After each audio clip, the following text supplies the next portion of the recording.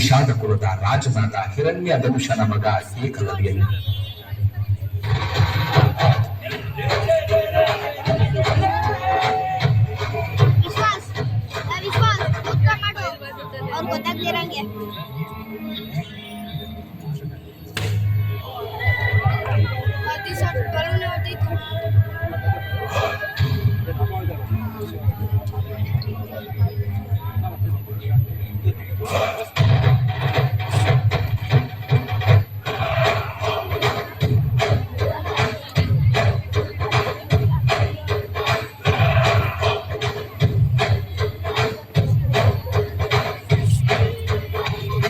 ದ್ರೋಣರನ್ನ ಆಚಾರ್ಯರನ್ನಾಗಿ ಸ್ವೀಕರಿಸುವ ಆಶಯದಿಂದ 106 ಮಂದಿ ರಾಜಕುಮಾರರು ಪ್ರತಿದಿನವೂ ಹಸ್ತಿನಾವತಿಗೆ ಬರ್ತಿದ್ರು.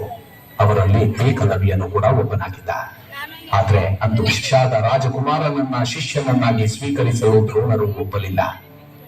ಆಗಸದಿಂದೆಂದು ಸೂರ್ಯನು ಜರಿಯುವನೆ, ತೈಲವು ಇಲ್ಲದೆ ದೀಪಂ ಉರಿಯುವುದೇ.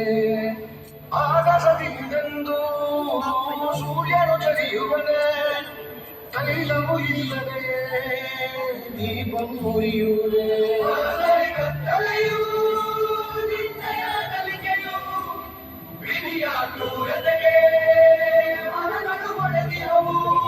ನೀನೇ ಬೆಳಕು, ನೀನೇ ಬದುಕು, ನೀನೇ ಕನಸು, ನೀನೇ ನಮ್ಮ ಬದುಕಿಗೆ ಸೂರ್ಯ ಚಂದ್ರ.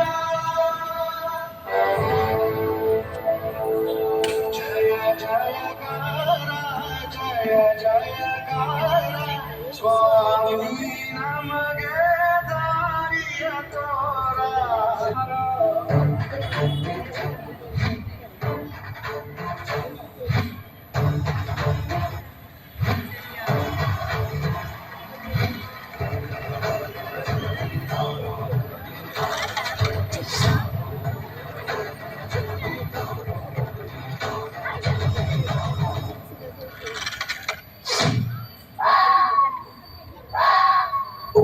ನಾಯಿಗೆ ಯಾವ ವಿಧವಾದ ತೊಂದರೆಯೂ ಆಗದಂತೆ ಬಾಣ ಹೂಡಿ ಅದರ ಬಾಯಿ ಮುಚ್ಚಿಸಿದ್ದನ್ನ ಕಂಡು ಆಶ್ಚರ್ಯಚಕಿತರಾದರು. ಈ ಬಾಣ ಪ್ರಯೋಗ ಮಾಡಿದವನು ಬಿಲ್ಲು ವಿದ್ಯೆಯಲ್ಲಿ ಪ್ರಚಂಡನೇ ಇರಬೇಕೆಂದು ಹುಡುಕಿಕೊಂಡು ಬಂದರು.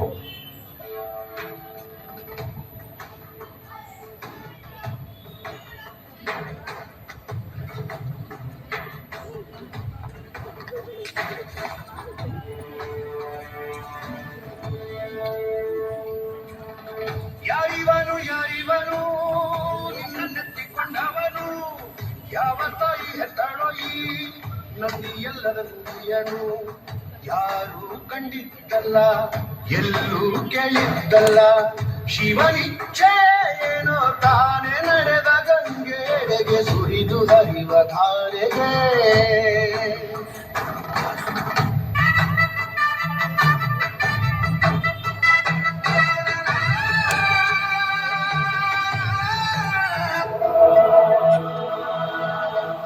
ನೀನು ನನ್ನನ್ನು ಗುರುಪದವಿಯಲ್ಲಿ ಸ್ಥಾಪಿಸಿರುವೆ.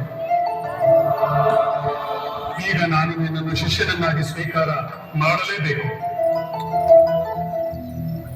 ಆದರೆ ನೀನು ಗುರುದಕ್ಷಿಣೆ ಕೊಡಬಲ್ಲೆಯ?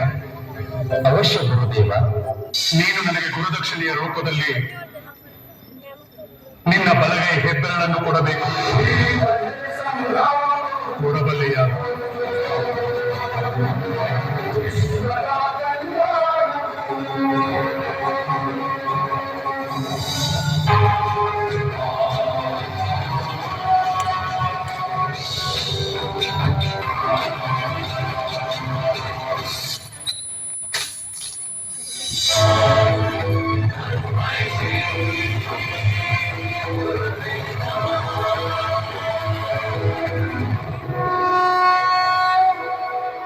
ಸಮರ್ಪಣೆಯಿಂದ ಪ್ರಸನ್ನನಾಗಿದ್ದೇನೆ ಪುತ್ರ. ಇಂದಿನಿಂದ ನೀನು ನನ್ನ ಶಿಷ್ಯ.